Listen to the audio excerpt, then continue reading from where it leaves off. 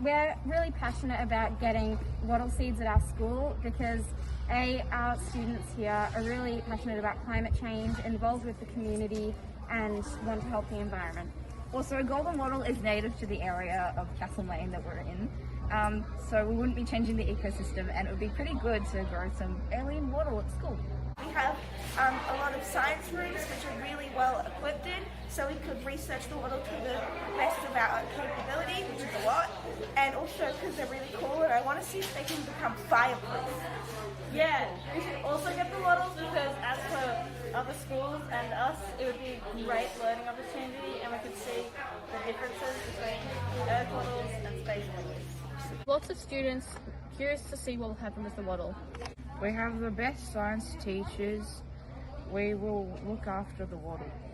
Because it would be interesting to see if there's a difference between wattle seeds that have stayed on Earth and wattle seeds that have been in space. Cool. And it'd be cool if they grew faster or something. Yeah. Like if they were more productive. So then we could send, yeah. So then if they were more productive, we could use that for agriculture. We would really love to spread the experience by putting our weekly updates of how our space wattle is going in the local paper. Anyone who wants the scientific community and people that are sending us the wattle seeds.